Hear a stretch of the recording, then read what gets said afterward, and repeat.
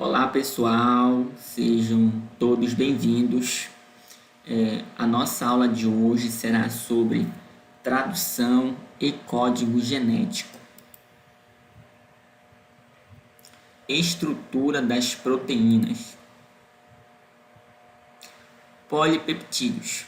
Bom pessoal, as proteínas elas são constituídas de polipeptídeos, que são uma longa sequência de aminoácidos unidos por ligações covalentes. Então, pessoal, o título do nosso slide aqui, olha, poli significa muitos, tudo bem? Então, aí já dando a ideia que a unidade, básica aí das proteínas, que são os aminoácidos, aqui olha no detalhe, eles vão ser unidos formando longas cadeias. Por isso o termo polipeptídeos. Então, continuando, a maioria das proteínas é formada por 20 aminoácidos diferentes, os quais diferem entre si pelos grupos laterais. Então, vamos conhecer um pouquinho melhor sobre isso aí dos aminoácidos. Então, aqui, pessoal, nós temos uma representação didática da fórmula estrutural de um aminoácido, tudo bem? De modo geral, lembrando naturalmente, porque nós temos aqui, olha, o grupo lateral, que vai variar entre os diferentes tipos de aminoácido, tudo bem? Então, portanto, isso aqui é uma representação didática, um esquema geral da estrutura dos aminoácidos. Então, o que eles apresentam em comum? Eles têm aqui, olha, um grupo amino, como vocês podem estar observando aqui, olha, formado pelo nitrogênio e 2 hidrogênios. E também os aminoácidos apresentam um grupo carboxila, formado aqui por esse grupo químico, pessoal. Onde nós temos aqui, olha, um carbono, 2 moléculas de oxigênio e uma de hidrogênio. Observe aqui que nós temos um outro grupo, que nesse caso aqui, olha, é um hidrogênio, como vocês podem estar aí observando. E aqui nós temos o quarto grupo, que é o chamado grupo lateral. Então, esse grupo ele vai variar entre os diferentes aminoácidos, pessoal. Então, todos os aminoácidos, exceto a pronina, contém um grupo amino livre, como vocês podem estar observando aqui, e também um grupo carboxila livre, pessoal, ligados ao mesmo átomo de carbono, que seria esse carbono central aqui, também chamado de carbono alfa, tudo bem? E aqui mais embaixo nós temos os grupos laterais, no caso aqui são representados pela letra R de radical, ok? Então, os aminoácidos, eles podem ser classificados, pessoal, em 4 tipos, tudo bem? Então, vamos conhecer um pouco melhor sobre esses tipos no próximo slide. Aqui nós temos, o primeiro tipo, aqui no detalhe, vou colocar aqui para vocês, olha. São os aminoácidos, pessoal, com grupos laterais hidrofóbicos ou apolares. Tudo bem? Então, como vocês estão observando aqui, olha. Ok? Nós também temos aqui, olha, um outro grupo, Podemos dizer que é um grupo 2, formado o quê? Por aminoácidos que apresentam grupos laterais hidrofílicos ou polares. Muito interessante esses aminoácidos aí, pessoal. Então, aqui vocês observam, que nós temos na parte superior o nome dos aminoácidos, tudo bem? Por exemplo, aqui, olha, valina. Aqui nós temos o nome dos aminoácidos entre parênteses de uma forma abreviada, tudo bem? E um pouco mais embaixo, apenas uma letra para simbolizar esse aminoácido. Então, tanto as letras aqui, olha, dentro dos colchetes, quanto as abreviações dentro dos parênteses são convenções, que já estão padronizadas. Então, em todos os livros, texto, vocês vão encontrar essas mesmas letras referentes a esses respectivos aminoácidos, pessoal. Tranquilo? Então, nós observamos aqui, olha, a estrutura básica do aminoácido, o grupo amino terminal. Aqui também nós temos o grupo carboxila, ok? Nós temos aqui, olha, o hidrogênio ligado a esse carbono central. E aqui na parte, né, inferior nós temos os grupos laterais, que vão variando, né, como vocês estão podendo observar aí, pessoal. Então, para todos os aminoácidos comuns, né, exceto a glicina, isso é importante ressaltar, pessoal, o único carbono alfa está ligado a 4 grupos diferentes, tudo bem? Então, como vocês podem estar observando, olha, o único carbono central está ligado aí a 4 grupos diferentes. No caso da glicina, esse carbono central não está ligado a 4 grupos diferentes, porque você observa que nós temos um hidrogênio aqui e também nós temos um outro hidrogênio aqui. Então aí você não tem 4 grupos diferentes no carbono central para o aminoácido glicina, mas para todos os outros aminoácidos o carbono central está ligado a 4 grupos diferentes, pessoal, tudo bem? Sendo que esse carbono central aqui, né, ele é chamado de centro quiral, né, como são chamados aí esses carbonos assimétricos, pessoal, tudo bem? Assim, os aminoácidos eles podem formar 2 tipos de estereoisômeros. Isso é importante que se diga, né? O que são estereoisômeros, né? São moléculas com as mesmas ligações químicas e a mesma fórmula molecular, mas com diferentes configurações. Eu acredito que vocês devem ter observado que no início aqui, olha, do nome de cada aminoácido, por exemplo, leucina, você tem a letra L. Aqui também, olha, isoleucina, você tem a letra L, ok? Por que será que se tem essa letra L? Isso se deve ao fato de que esses aminoácidos aqui são um tipo de estereoisômeros, pessoal. Ou seja, nós temos 2 tipos. Nós temos os L-aminoácidos, que é esse caso aqui, tudo bem? Que são os aminoácidos que apresentam o grupo amino, esse grupo aqui, olha, esse grupo amino aqui, olha, no detalhe, tudo bem? Ligado ao carbono alfa, tá? Com esse grupo amino, como vocês podem estar observando aí, pessoal, à esquerda desse carbono alfa, olha, tem o carbono alfa aqui e o grupo amino ele se encontra à esquerda do carbono alfa, ok, pessoal? E com o grupo carboxila à direita do carbono alfa, ok? Então, esse aí é um tipo de aminoácido, né, chamado de estereoisômero, em que você tem essa configuração aí, né, da molécula, tudo bem? Então, por isso é chamado de L-aminoácido, ok? Existe também, né, os chamados D-aminoácidos, ok? Nos D-aminoácidos, nós temos que o grupo amino, ele se encontra o quê? À direita, tá? E o grupo carboxila à esquerda do carbono alfa. Vocês observem aqui que nós não temos nenhum D-aminoácido, apenas os L-aminoácidos. Então, todos os aminoácidos aqui eles vão começar com essa letrinha L aqui na frente, indicando que o grupo amino se encontra à esquerda, aqui, olha, à esquerda do carbono alfa. E o grupo carboxila se encontra à direita do carbono alfa. Então, isso é muito interessante que a gente comente aqui para vocês, tudo bem? Uma outra coisa importante de ser comentada é o seguinte, né? Os resíduos de aminoácidos, né, em moléculas proteicas são exclusivamente, né, estereoisômeros L. Então, nas proteínas, nós sempre vamos encontrar aqui, olha, essa conformação, né, de estereoisômero L, né, tipo L, tudo bem? Então, isso é bem interessante. Uma outra coisa importante é o seguinte, que os resíduos, né, de cisteína, né, como vocês podem estar observando aqui, olha, temos o aminoácido cisteína. Eu vou colocar aqui no detalhe para vocês aqui, olha. Esse grupo, né, lateral, ele é capaz de formar pontes de disulfeto, pessoal, quando corretamente posicionados. Então, isso é importante para a interação desse aminoácido, né, com outras partes da cadeia proteica, como nós veremos um pouco mais à frente. Tudo bem? Então, aqui nós temos esses dois primeiros grupos, né? Os grupos laterais hidrofóbicos e os grupos laterais hidrofílicos, ok? Então, continuando aqui, nós também temos, olha, esse terceiro grupo, né?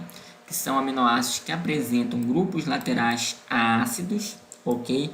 Ou de carga elétrica negativa, tudo bem? E aqui, por último, nós temos aminoácidos que apresentam grupos laterais básicos ou com carga elétrica, né, positiva, né, que são esses aminoácidos aqui, pessoal. No caso aqui, olha, L-lisina, L-arginina e L-histidina, pessoal. Tranquilo? Então aqui, pessoal, vamos analisar essa situação. Nós temos aqui, olha, um aminoácido, né? Esse primeiro aminoácido aqui. E nós temos aqui, olha, um segundo aminoácido, pessoal. Observe aí que a união desses dois aminoácidos, tudo bem? Forma o quê? Um dipeptídeo, ok? Esse di significa aqui 2, tudo bem? Então, é formado pela união de dois aminoácidos em uma reação química que promove aí, pessoal, a liberação de uma molécula de água, como vocês podem estar aí observando. Aqui, olha, destacar para os senhores, tudo bem? Então, aqui nós temos uma ligação peptídica, ok? Então, proteínas, né, são polímeros de aminoácidos com cada resíduo de aminoácido unido ao seu vizinho, né, como vocês podem estar observando aqui, por um tipo específico de ligação covalente, tudo bem? Então vejam bem, pessoal, o termo resíduo, ele reflete a perda de elementos de água quando o aminoácido é unido a outro, tudo bem? É por isso que se fala em resíduo de um determinado aminoácido, porque o aminoácido original, né, por exemplo, aqui esse aminoácido número 1, ele perdeu aqui, olha, componentes da sua estrutura, assim como esse aminoácido número 2, ele também perdeu aqui, olha, um componente da sua estrutura. Então, o que sobra é o que nós chamamos de resíduo, pessoal. Tudo bem? Proteínas. As estruturas tridimensionais das proteínas, pessoal, elas são as seguintes. Então, nós temos aqui, olha, estrutura primária, né? Elas são o que? A sequência de aminoácidos. Então, como vocês podem estar observando aqui, a proteína ela apresenta uma sequência de aminoácidos. Então, nós temos aqui o aminoácido número 1, aminoácido número 2, 3, assim sucessivamente. Então, essa ordem aqui dos aminoácidos na cadeia proteica corresponde aqui, olha, à estrutura primária da proteína, pessoal. Nós também temos aqui, olha, a estrutura secundária, que seria formada pelo quê? Interrelações espaciais dos aminoácidos em segmentos do polipeptídeo. Então, como vocês podem estar observando aqui, essas interações desses aminoácidos entre si geram, né, uma estrutura tridimensional da proteína no espaço. Nesse caso, essa estrutura aqui é chamada de hélice alfa, pessoal. Existem também outras estruturas, tudo bem? Então, essa estrutura secundária ela é formada aí por interações, né, do tipo ligações iônicas, ligações de hidrogênio, ligações covalentes, entre outras ligações que ocorrem entre esses aminoácidos que formam a proteína, tudo bem? Além da estrutura secundária, nós também temos, tá, a chamada estrutura terciária, que é formada pelo quê? Dobramento do polipeptídeo no espaço tridimensional. Então, como vocês podem estar observando aqui, essa estrutura terciária ela é um pouco mais complexa do que a estrutura secundária, no sentido de que ela envolve muito mais interações da molécula proteica aí no espaço, como vocês podem estar aí observando. Além da estrutura terciária, nós também temos a estrutura quaternária, ok? Essa estrutura quaternária, pessoal, ela ocorre devido ao quê? À associação de dois ou mais polipeptídeos Então, aqui, por exemplo, nós temos, olha, a união, olha, de 1, 2, 3, 4 polipeptídeos. Então, aqui você vai ter a formação de uma estrutura quaternária, tudo bem? Nesse caso aqui, é uma molécula de hemoglobina, pessoal, que está formando essa estrutura quaternária. Então, muitas proteínas, elas são formadas naturalmente pela união de vários polipeptídeos, tudo bem? A molécula de hemoglobina é um exemplo. Aqui nós podemos observar um pouco melhor as interações entre os aminoácidos que ocorrem dentro da proteína, pessoal. Então, nós temos aqui inicialmente, né, como vocês podem observar, as ligações de hidrogênio. Vou colocar aqui no detalhe, olha, ligações de hidrogênio. Então, nesse caso aqui dessa ligação, o que nós podemos observar, né? Que são interações fracas entre átomos eletronegativos, né, que tem carga negativa parcial, tudo bem? E átomos de hidrogênio, que são eletropositivos. Então, aqui no detalhe, observem o oxigênio, que é um átomo que é eletronegativo, promovendo que uma interação com o átomo de hidrogênio, que é eletropositivo. Então, aqui você vai ter uma ligação de hidrogênio. É importante ressaltar que esse hidrogênio está ligado a outro átomo eletronegativo, nesse caso aqui por meio de uma ligação covalente, ok? Então, essa ligação de hidrogênio é uma ligação relativamente fraca, pessoal. Tudo bem? Então, o que mais nós temos? As ligações iônicas, né? Aqui no detalhe, olha, ligação iônica, tá? Essas ligações ocorrem entre cadeias laterais de aminoácidos com cargas elétricas opostas. Então, você pode estar observando aqui, olha, uma carga negativa e uma carga positiva, tudo bem? As ligações iônicas tipicamente ocorrem devido ao ganho e a perda de elétrons, pessoal. Tudo bem? Além dessa interação, nós também temos as pontes de sulfeto, né? Então, aqui no detalhe, olha, ponte de sulfeto, como vocês podem estar aí observando, são ligações covalentes, tudo bem? As ligações covalentes, elas ocorrem devido ao compartilhamento de elétrons, ok? E nesse caso aqui, essa ligação covalente está ocorrendo entre resíduos de cisteína, ou seja, do aminoácido cisteína, tudo bem? Disulfeto de indica 2, ok? Sulfeto aqui faz alusão ao elemento químico enxofre, pessoal. Olha aqui no detalhe, tudo bem? E nós também temos as interações de Van der Waals. Então, aqui no detalhe para vocês, olha, interação de Van der Waals. Então, essas interações são associações, né, bem fracas, tudo bem, entre átomos muito próximos, como vocês podem estar aqui observando, pessoal. E aqui, por último, nós também temos as interações hidrofóbicas, olha, aqui no detalhe, que são associações de grupos apolares, né, entre si, quando presentes em soluções aquosas, em razão da sua insolubilidade em água, pessoal. Então, muito interessante aí a associação desses grupos apolares, pessoal, ok? Então, vamos acompanhar agora, né, nesse slide aqui, um pouco sobre a formação das pontes de sulfeto. Então, pessoal, como vocês podem estar observando aqui, né, a formação de pontes de sulfeto, olha, ponte de sulfeto, elas ocorrem, né, quando resíduos de cisteínas estão corretamente posicionados, né, para que ocorra esse tipo de interação molecular, né? Então, você tem que, olha, resíduos de cisteína, tudo bem?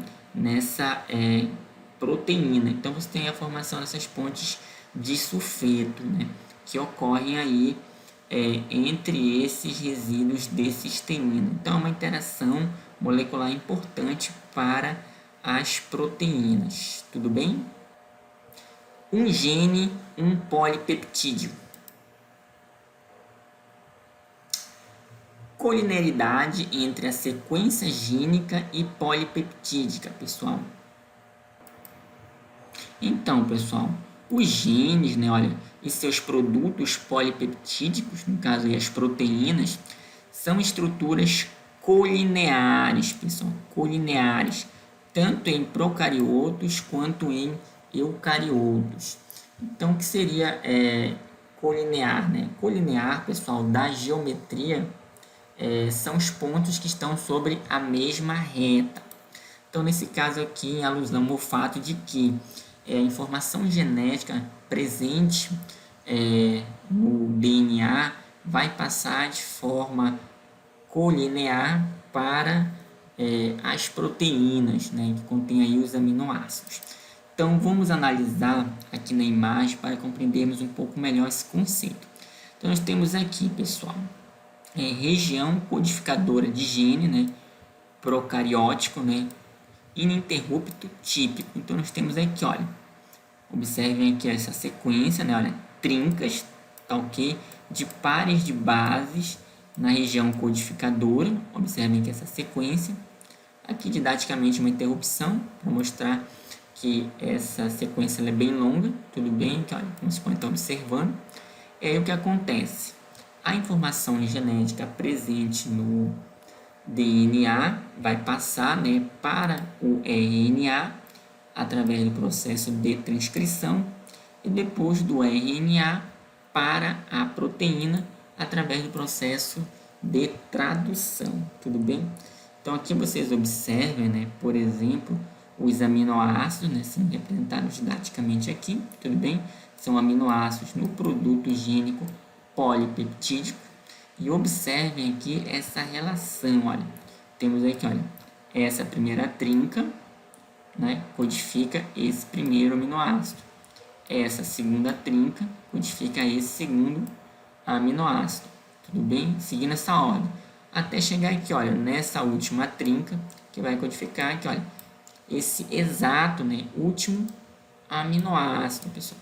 Então, essa relação aí de colinearidade, tudo bem? Então, a informação genética ela vai passar dessa forma, do DNA para os aminoácidos nas proteínas, pessoal. E observe que ele fala aqui que nos organismos, né, procariotos, os genes contêm essa informação de forma ininterrupta. Até porque você observa aqui que não existe nenhum intron, tudo bem? Então, no caso de procariotos, a codificação ela é ininterrupta pela ausência dos introns.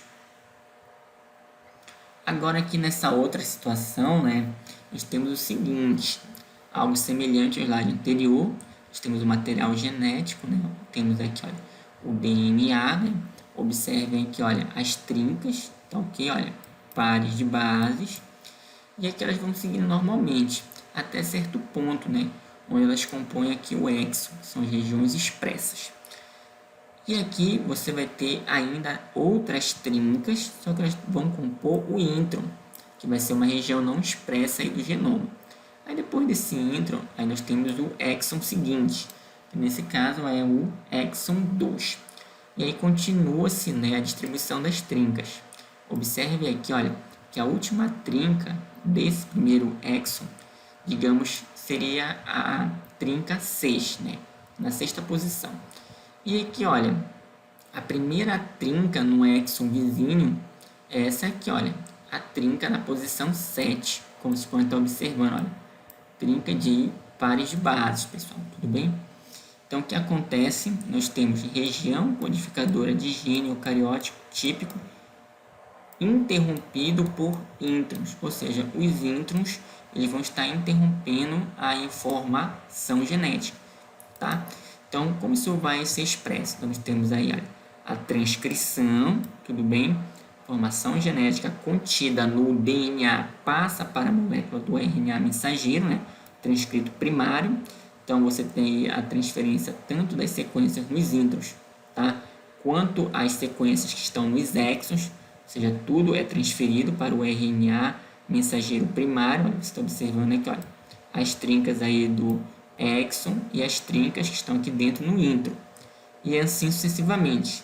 Depois nós temos o que? Uma etapa seguinte, né, que é o processamento do RNA. Então aqui você tem a remoção desses introns.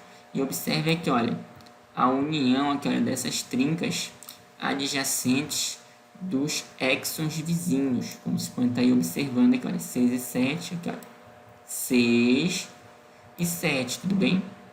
E aqui depois você vai ter o que? A etapa seguinte, né, que é a tradução. Então nós temos, olha, inicialmente a primeira trinca, olha, primeiro aminoácido, segunda trinca, segundo aminoácido, sexta trinca, sexto aminoácido, sétima trinca, sétimo aminoácido aqui. Estão observando aí que interessante? Então, nos eucariotos, a codificação é interrompida por causa dos introns, tudo bem? Mas continua havendo colinearidade entre a sequência gênica, olha aqui em cima, e também essa sequência aqui na proteína, né? No polipeptídeo. Tranquilo, pessoal? Síntese proteica. Aqui nós temos uma visão geral. Então, inicialmente, né, o conceito, o que seria a tradução? É a transferência das informações contidas nas moléculas de RNA mensageiro para as sequências de aminoácidos em produtos gênicos polipeptídicos, pessoal. Esse é o conceito aí que nós temos de tradução. Por que será que tradução? Porque a informação genética, né, em princípio, ela vai passar de uma linguagem de pares de base, tudo bem? Típica aí do DNA, ok? E também no RNA, né, que tem aí as bases nitrogenadas, para aminoácidos nas proteínas. Então você sai aí das bases nitrogenadas e passa para os aminoácidos. Então você tem uma mudança aí, tá? Por isso que o nome é tradução, ok? Então nós temos aqui os componentes, tá, que vão participar do processo. Nós temos o ribossomo, que é uma organela não membranosa presente no citoplasma. Então aqui o ribossomo vai ser composto, olha, por aproximadamente aqui 50 polipeptídeos, né? No caso aqui, olha, um pouquinho mais do que esse valor, e também de 3 a 5 RNAs ribossômicos, pessoal. O que mais nós temos? Enzimas ativadoras de aminoácidos, tudo bem? Nesse caso aqui, elas são chamadas de aminoácido RNA transportador sintetases. Se tem o conhecimento de pelo menos 20, né? Já que se você parar para pensar, se as proteínas apresentam 20 tipos de aminoácidos diferentes, se deve ter pelo menos uma enzima para cada tipo de aminoácido, tudo bem? E também um outro elemento importante da tradução é o RNA transportador. Então, vamos participar do processo de tradução um valor em torno aí de 40 a 60 RNAs transportadores que vão participar desse processo. Além disso, nós também temos proteínas, né, que vão participar aí da tradução nas etapas de iniciação, alongamento e também finalização, pessoal. Ok? Então, aqui nessa imagem seguinte, né, nós podemos observar uma visão geral da síntese proteica, como vocês estão aí podendo analisar. Nessa parte, pessoal, superior aqui, o que nós temos? Ó? Nós temos o DNA, tudo bem? Então, ele está presente nos cromossomos, tudo bem? Então, a informação genética contida no DNA, ela vai passar para o RNA mensageiro, aqui, olha, o RNA mensageiro, através do processo conhecido como transcrição, tudo bem?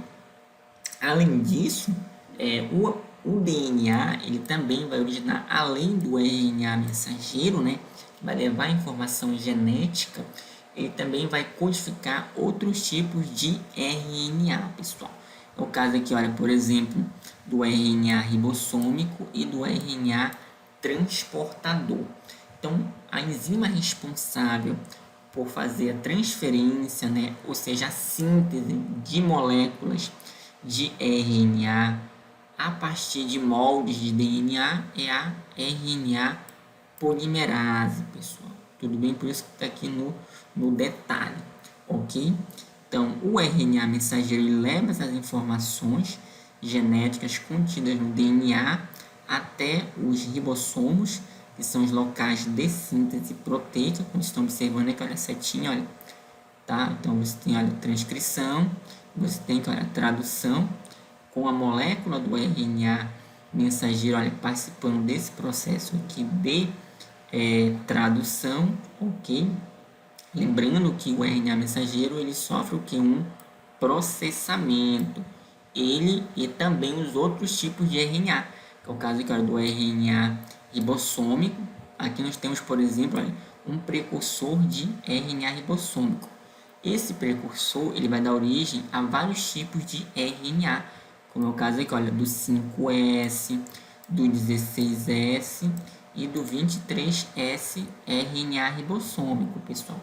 E esses RNAs ribossômicos, eles são o que? Um constituinte do ribossomo, essa organela não membranosa, tudo bem? Presente aí no citoplasma, tranquilo?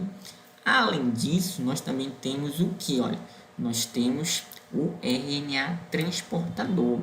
Então, aqui você observa, né, que do DNA você vai ter a possibilidade de ter vários tipos de RNAs transportadores.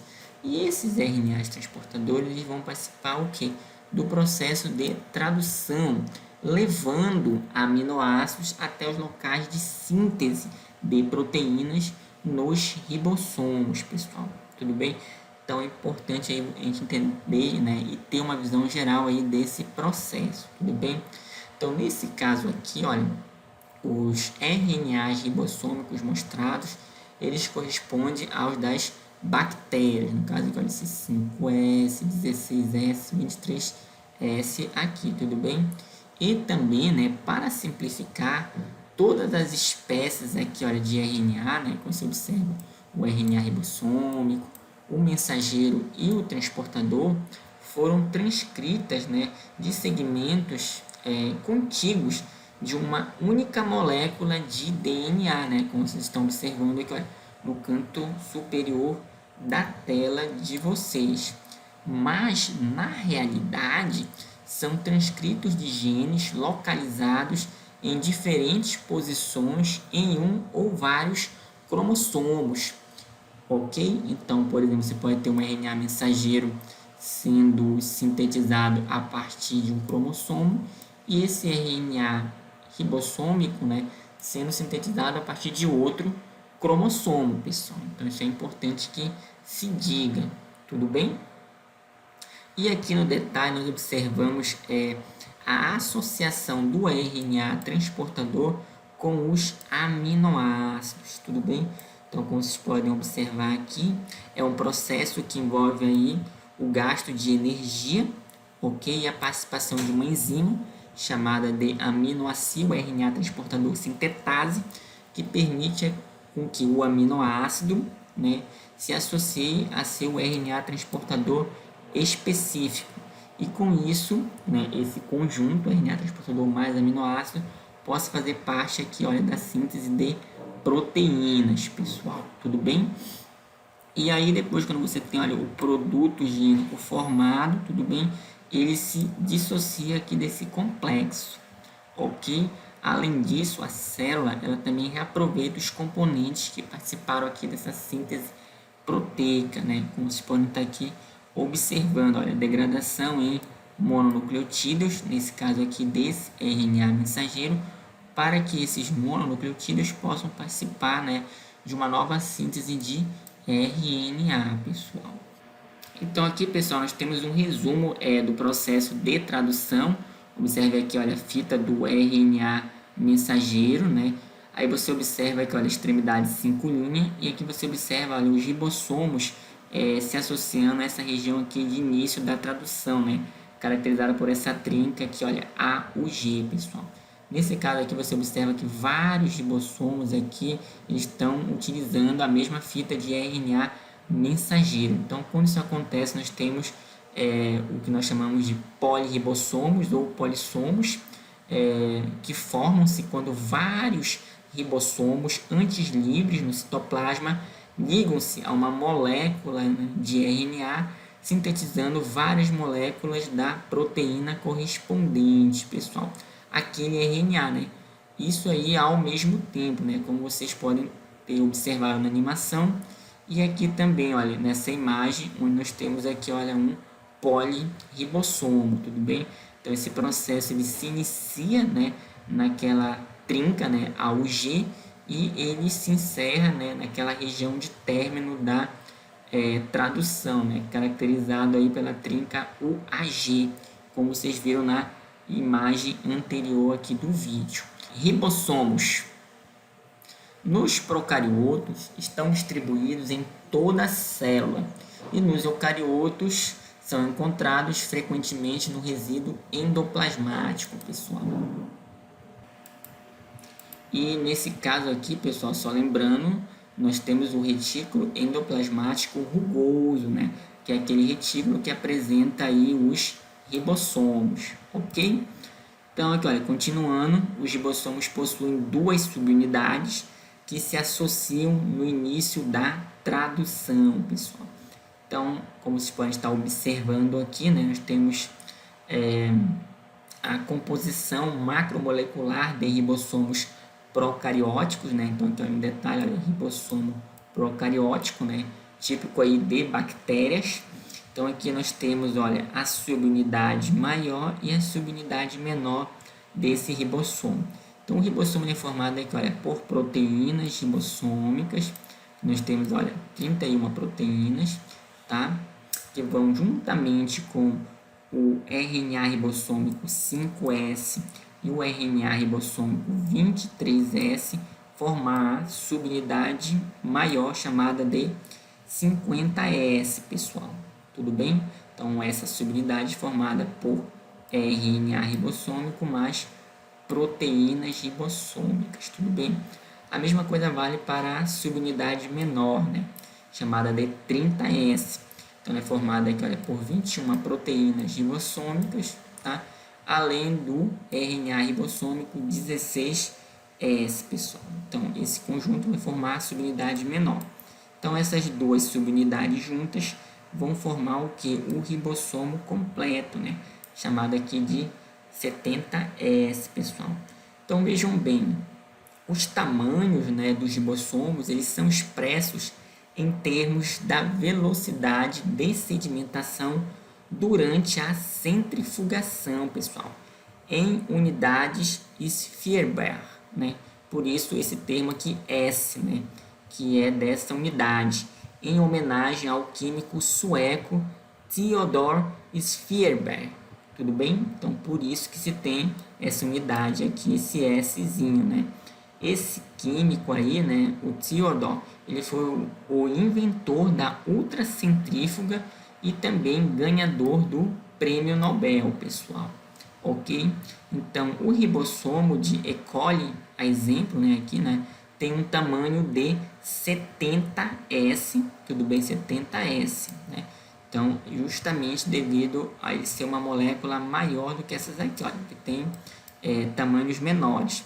Então, para ficar mais fácil a compreensão, você observa que, olha, nessa imagem, no canto direito, né, inferior, esse processo de separação aí das moléculas, né? Então, você tem aqui, olha, a subunidade, olha, 30S, 50S e 70S, né? Que são subunidades aqui, olha, ribossomais. Então, quando essas subunidades elas passam, né, por esse procedimento de centrifugação, o que acontece, pessoal? Quanto maior, né, o valor de S, né, maior é a velocidade de sedimentação. Então, aqui, olha, 70S, você observa aí que maior é o valor dessa velocidade de sedimentação e maior é a molécula. Então, essa molécula ela é bem maior. Então, ela tem um valor, né, de velocidade de sedimentação maior. Então, essa molécula aqui, olha, 30S, ela é bem menor. Então, ela tem aí um valor, né, de velocidade de sedimentação bem menor. Então, quanto mais, entre aspas, pesada for a molécula, mais ela fica aqui, olha, no fundo do tubo de ensaio. Quanto mais leve for a molécula, mais próxima aqui, olha, da superfície ela fica. Então, esses valores aqui, né, essas unidades S, elas têm a ver aí justamente, pessoal, com essa velocidade de sedimentação durante a centrifugação. Tudo bem? Então, aqui nós temos um ribossomo eucariótico, né, típico aí de mamífero, como vocês podem estar observando. Ele também é formado aí, né, por proteínas, como vocês podem observar. Nós temos aqui, olha, 49 proteínas ribossômicas, tudo bem? E essas proteínas ribossômicas, pessoal, elas vão se associar com o RNA ribossômico 5S e também com outros RNAs ribossômicos, como vocês podem estar aqui observando, tudo bem? E aí você vai ter a formação da subunidade maior, chamada aqui, olha, de 60S, ok? E da mesma forma você vai ter que a subunidade menor, né, chamada aqui de 40S, devido à sua velocidade de sedimentação e centrifugação, como nós vimos no slide anterior, vai ser composta de 33 proteínas ribossômicas mais o RNA ribossômico 18S, pessoal. Tudo bem? Então aí essas duas subunidades vão formar o ribossomo, né, de eucariotos, no caso aqui de mamíferos, que é o ribossomo 80S. Tranquilo? Então, como nós podemos observar aqui, nós temos uma comparação entre o ribossomo bacteriano, né, com as duas subunidades, né, a subunidade maior, né, você pode observar que, olha, 50S e a menor 30S, ok? Observe aqui as regiões onde estão presentes aí, olha, o RNA, as proteínas, tudo bem?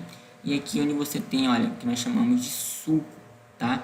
Do ribossomo, tranquilo? E aqui nós temos o ribossomo de eucarioto, no caso aqui de levedura, tá ok? De fungo. Então ele é formado pela subunidade maior, 60S, e pela menor, 40S. Também é composto aqui, olha, de RNA, como vocês podem estar observando aqui, e também de proteínas. E aqui nós temos esse suco do RNA, pessoal. Em ambos os ribossomos, esse suco aqui é importante para o processo de tradução, ok? Então aqui nós temos imagens em alta resolução dos ribossomos de bactérias e de leveduras, pessoal. Tudo bem? A síntese de RNA ribossômico ocorre no nucleolo e é catalisada pela RNA polimerase 1, pessoal. Isso em eucariotos, tudo bem? Então você observa aqui, olha, a carioteca, né, o envelope nuclear, típico aí de células eucarióticas, tá?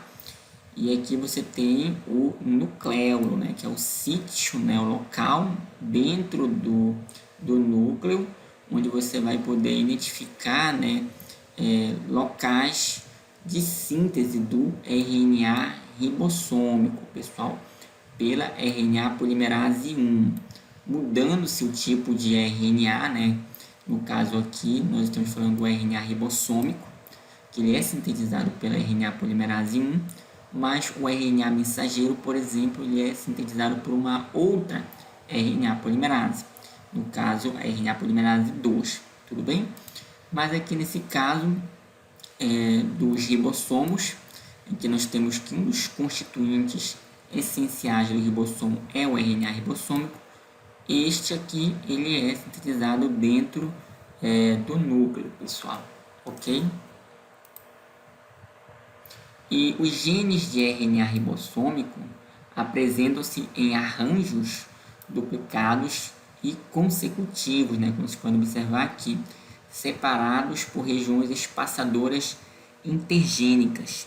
Então aqui, pessoal, nós temos um diagrama esquemático, né, de micrografia eletrônica mostrando a transcrição de genes de RNA ribossômico repetidos, como vocês podem observar. Você tem, olha, um gene aqui, tudo bem?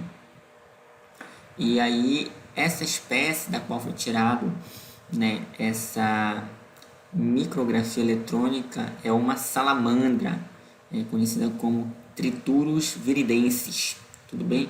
E aqui você observa, né, os arranjos, né, duplicados consecutivos. Então aqui você tem, olha, o gene, tudo bem? Aqui você tem um espaçador não transcrito, como vocês podem estar observando.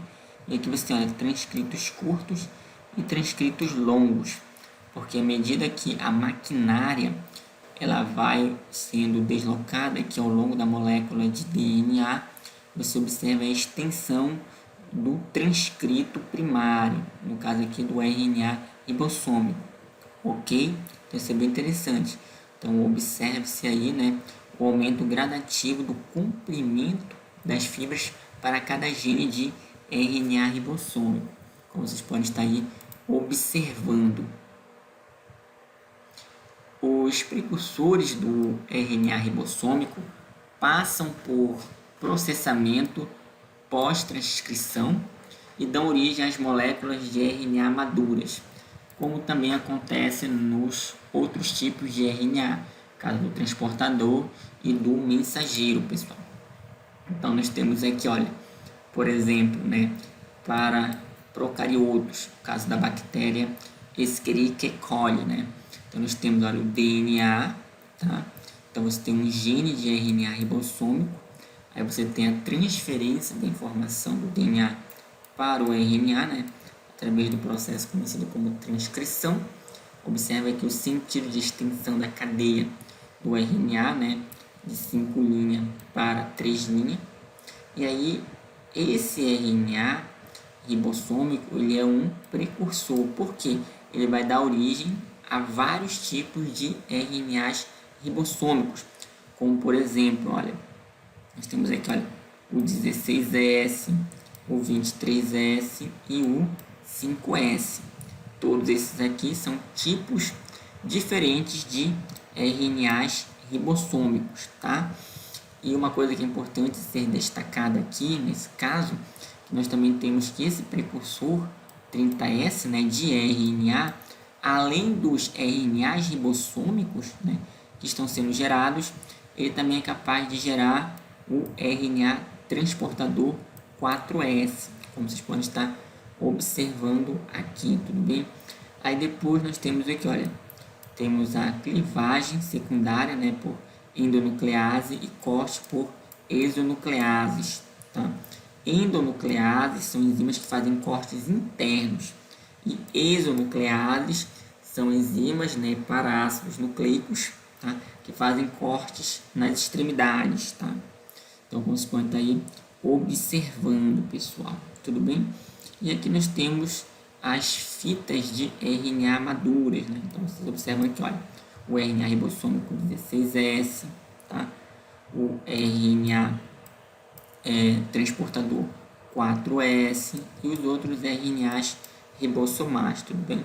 Então, nessa imagem aqui nós temos a síntese e processamento, né, de precursor de RNA ribossômico 30S, né, em E. coli, que depois ele vai sofrer aí o processamento, originando diferentes tipos de RNAs ribossomais, né, como vocês observaram aqui na imagem. Aqui nós temos a síntese e processamento de precursor de RNA ribossômico, nesse caso aqui é o 45S, né, em mamíferos, olha aqui no detalhe, né, para mamíferos, e que origina os RNAs ribossomais. Nesse caso aqui, os RNAs ribossomais são o 5,8S, o 28S e o 18S, pessoal. Então, todos eles originados a partir desse precursor, né? Então, nós temos aqui, olha, a molécula de RNA, né, precursora, e que após sofrer o processamento, origina esses diferentes RNAs ribossômicos também, pessoal. RNA transportador possui uma sequência de trinucleotídeos, que é chamada aí de anticódon, que é complementar a sequência do códon, isso no RNA mensageiro, pessoal.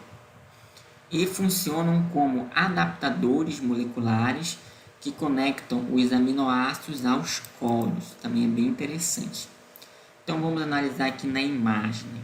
Então, observando aqui, né, pessoal, nós temos aqui, olha, nessa primeira imagem, né, em A, nós temos aqui uma representação didática de um RNA transportador para o aminoácido fenilalanina. Então, aqui a representação desse aminoácido ligado à extremidade 3' do RNA transportador. Tudo bem? Então, observe também aqui, olha, estrutura, né, em forma de folha de trevo, né, utilizada para mostrar a complementariedade do pareamento de base, né, está aqui, ó, destacado em vermelhos, porque você observa que a fita do RNA ela é uma fita simples, mas não significa que ela não possa fazer em algumas regiões pareamentos de bases. Então, como você pode ter observado aqui, formando em alguns pontos, né, uma fita dupla, pessoal. Tudo bem? Isso é bem interessante, tá ok? Além disso, né, o RNA transportador tem bases incomuns, né? Então, se você for observar aqui, você tem essas bases, olha, adenina, citosina, guanina, tranquilo, né? Você tem também aqui, olha, a base uracila, mas aqui aparece uma base diferente. Então, essas aqui são as bases incomuns, pessoal, tudo bem? Então, essas bases incomuns, elas são geradas após a transcrição. Por exemplo, aqui, olha, a pseudouridina, né, que é essa base que eu destaquei, vou colocar aqui para vocês na imagem, né. Então, nós temos que a pseudouridina, ela é derivada aqui, olha, da uridina, olha aqui um detalhe, tudo bem? Isso por isomerização, na qual o sítio de ligação da base uracila, né, que vocês podem estar observando aqui, olha, a base, né, uracila, né, com a ribose, tudo bem? É alterado do nitrogênio na posição 1, olha, tem que o nitrogênio na posição 1, né, do anel, para o carbono na posição 5. Então, aqui, olha, carbono na posição 5. Então, essa mudança aí de posição da base em relação à ribose faz com que nós tenhamos uma, digamos, uma base derivada. Então, você não tem mais a uridina, você vai ter a pseudouridina, né, representada aqui por esse símbolo. Então, isso aqui é uma base incomum no RNA transportador, além de outras bases. Tudo bem? Então, isso é bem interessante também ser comentado. Então, uma outra coisa legal aqui, olha, é o anticódon, que é representado aqui, olha, por essas bases nitrogenadas, no caso uma trinca. Esse anticódon aqui, ele é desse RNA transportador específico para o aminoácido fenilalanina. Outros aminoácidos possuem outros RNAs transportadores com eventuais outros anticódons, tudo bem? Então é importante que também se destaque. Então aqui nós temos o anticódon, né, em vermelho, né, que é a sequência de 3 nucleotídeos que forma pares de bases com códon no RNA mensageiro, pessoal, tudo bem? E aqui nós temos, né, essa imagem B e C aqui, né, são vistas da molécula real, né, em forma de L, né, porque aqui você tem um RNA transportador, mas é uma representação didática, no espaço, né, em uma forma tridimensional, ela tem essa conformação, como vocês podem estar observando aqui. E aqui, pessoal, por último, né, em D, nós temos a sequência nucleotídica linear da molécula de RNA transportador. Então, aqui vocês observam, né, a extremidade, olha, 5' tá? Que é essa extremidade bem aqui, olha, 5'. Aí nós temos essas regiões, nós temos aqui o anticódon, como vocês podem estar observando, e essa extremidade aqui, olha, 3' com essas bases nitrogenadas, citosina, citosina e adenina, como vocês podem estar observando aqui, olha, citosina, citosina e adenina, para o aminoácido fenilalanina, tudo bem? Além disso, os aminoácidos, né, unem-se aos RNAs transportadores em um processo em 2 etapas, né, catalisado pela mesma enzima, que no caso é chamada de aminoacil RNA transportador sintetase. Bem? Então, esse processo aí é denominado de carregamento, pessoal. Então, vamos ver como é que isso acontece. Então, nós temos aqui, olha, a primeira das duas etapas, em que nós temos o quê? Que os aminoácidos, né, eles unem-se aos RNAs transportadores, né, por ligações de alta energia, né, sendo representado aqui, olha, por esse símbolo, ligações de alta energia em duas etapas. Né? Na primeira etapa, nós temos a ativação do aminoácido com gasto de energia. Então, temos aqui, olha, o aminoácido. Aqui nós temos a enzima, né, um processo mediado por uma enzima. Então, antes da seta, nós temos aqui, olha, os reagentes. E depois da seta, nós temos aqui os produtos, pessoal. Então, essa aqui é a primeira etapa, tudo bem, de ativação do aminoácido. E numa segunda etapa, esse aminoácido ele é transferido aqui, olha, para o seu RNA transportador, ok? Então, na segunda etapa, nós temos ligação do aminoácido ao seu RNA transportador correspondente. Também é uma reação catalisada pela mesma enzima, pessoal. Então, aqui nós temos uma outra representação didática, né, evidenciando o processo visto no slide anterior. Então, nós temos o seguinte, pessoal, o código genético ele é traduzido por meio de dois adaptadores. Então, nós temos que o primeiro adaptador é a nossa enzima, né, aminoácido RNA transportador sintetase, tudo bem? E ela vai fazer o que? Ela vai unir, né, um aminoácido específico ao seu RNA transportador correspondente. Então, esse processo de acoplamento é denominado aí de carregamento. Nós temos aqui, olha, uma representação didática do RNA transportador. Aqui, olha, como vocês podem estar observando, né? É um RNA transportador para o aminoácido triptofano. Olha, aqui, olha, triptofano. Esse aqui é o aminoácido triptofano. Aqui você tem o RNA transportador. Observem aqui, olha, o anticódon dele. E toda essa região aqui, olha, sombreada, aqui, olha, na cor, digamos, verde, seria o que? A RNA transportador sintetase, pessoal, ok? Específica que olha para o triptofano. Então, por isso que ela pode receber o nome mais específico de triptofanil RNA transportador sintetase, tudo bem? E aí, com o gasto de energia, nós temos o que? A associação do aminoácido triptofano ao seu RNA transportador específico. Então, aqui é o chamado carregamento, pessoal. Então, essa enzima ela representa o nosso primeiro adaptador, ok? Depois nós temos o que? Que o próprio, olha aqui, olha, o próprio RNA transportador, ele funciona como um segundo adaptador, tudo bem? Então, o segundo adaptador é a própria molécula de RNA transportador, cujo anticódon, né, como vocês podem estar observando aqui, olha, cujo anticódon forma pares de bases com códon apropriado no RNA mensageiro, pessoal, tudo bem? É o que nós podemos observar aqui. E observe que essa ligação é uma ligação de alta energia entre o aminoácido e seu RNA transportador correspondente. As moléculas de RNA transportadoras maduras contêm vários nucleosídeos que não estão presentes nos transcritos primários dos genes de RNA transportador.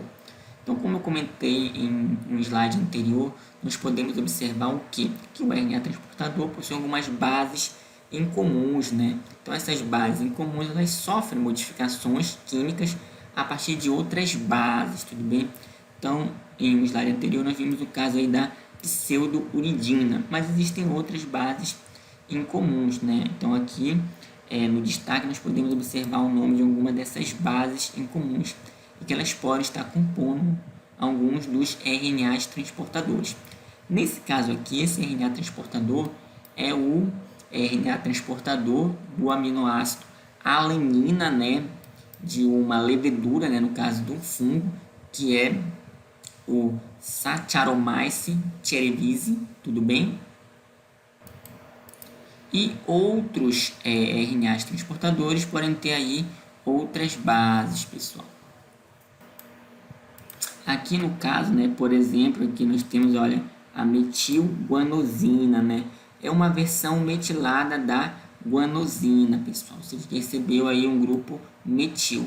E assim vão sendo feitas pequenas modificações nas bases padrões dos ácidos nucleicos, e isso faz com que o RNA transportador, né, possa desempenhar a sua função de uma forma mais apropriada, ok? Então, essas bases modificadas não necessariamente elas são essenciais para a função do RNA transportador, mas as células que não as possuem apresentam taxas de crescimento menores.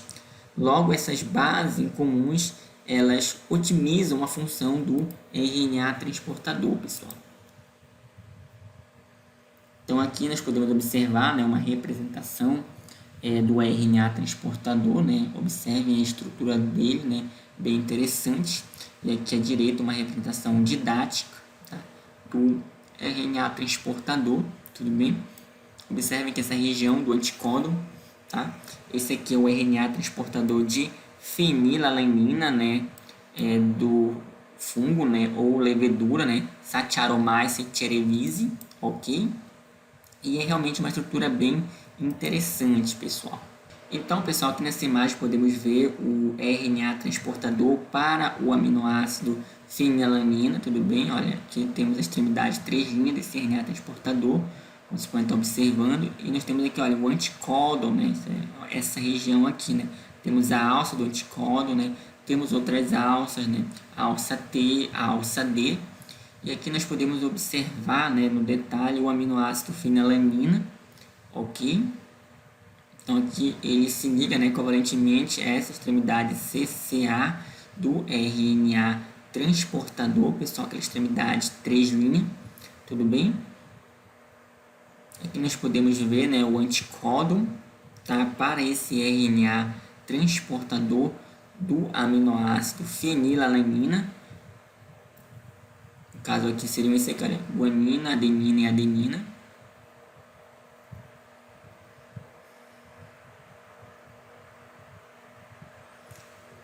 E aqui também nós podemos observar, né, o RNA transportador, tá? E a enzima aminoacil RNA transportador sintetase, né? Então nós temos uma vista de corte aqui, olha, mostrando a interação dessa enzima com o RNA transportador, pessoal. De fato, né, é uma interação aí bem interessante, né, e essencial para o processo de tradução. Cada ribossomo tem 3 sítios de ligação ao RNA transportador. Então podemos observar aqui, né, uma representação didática do ribossomo, tá ok? Aqui você observa, né, a subunidade maior do ribossomo e aqui a subunidade menor do ribossomo. Então nós temos aqui, olha, a fita do RNA mensageiro, a extremidade 5' e a extremidade 3', tudo bem? E aqui as subunidades maior e menor do ribossomo, pessoal. E aqui é muito interessante você observar esses 3 sítios aqui, tudo bem? Então nós temos aqui, olha, o primeiro, né, olha, o sítio A, né, ou de ligação ao aminoácido RNA transportador, né? Então o RNA transportador que leva, né, o próximo aminoácido a ser acrescentado à cadeia polipeptídica em crescimento, como vocês podem estar observando aqui, olha, para a síntese de proteína, né? Então ele vai se conectar aqui a essa região, né, chamada aqui de sítio A, tudo bem? E nós também temos aqui, olha, o sítio P, aqui no detalhe, né, ou peptidil, né, ele liga-se ao RNA transportador, né, aqui está ligado o polipeptídeo em crescimento. Então nós temos aqui, olha, um RNA transportador, tá ok? E ele se liga aqui, olha, ao polipeptídeo em crescimento. Observe que, olha, o polipeptídeo em crescimento, tá ok? Então esse RNA transportador que está no sítio P, antes ele estava no sítio A, tudo bem? E aí, com a formação da ligação peptídica entre dois aminoácidos, né? Então você vai ter aí o alongamento da cadeia proteica. Então esse sítio aqui é um sítio importante, né, onde ocorre aí a ligação entre os aminoácidos, ok? E aqui por último nós temos esse sítio, né, o sítio E ou de saída, liga-se ao RNA transportador sem carga elétrica que está saindo, ou seja, um sítio de saída do RNA transportador, pessoal. Então de fato esses 3 sítios eles são bem interessantes, né? Então você observa aqui que esse RNA transportador, né, ele carrega o aminoácido alanina, tudo bem? Então ele se encontra aqui, olha, nesse sítio de chegada. Esse aqui seria um sítio de ligação e esse aqui seria um sítio de saída, né? De uma forma bem simplificada aí, e resumindo os conceitos desses 3 importantes sítios. Aqui nós podemos observar, pessoal, o seguinte, né? A estrutura do ribossomo, né? Uma representação feita aí por computador, tudo bem? Então, esse ribossomo aqui, constituído dessas 2 subunidades, a subunidade ribossômica maior e a subunidade ribossômica menor, tudo bem? E aqui destacado, né, nessas cores temos os 3 sítios, o sítio E, o sítio P e o sítio A, né? O sítio A é um sítio de chegada, um sítio P é um sítio onde ocorre a ligação entre os aminoácidos e o sítio E é um sítio de saída do RNA transportador, que está sem o aminoácido, pessoal. Isso aí também é bem interessante.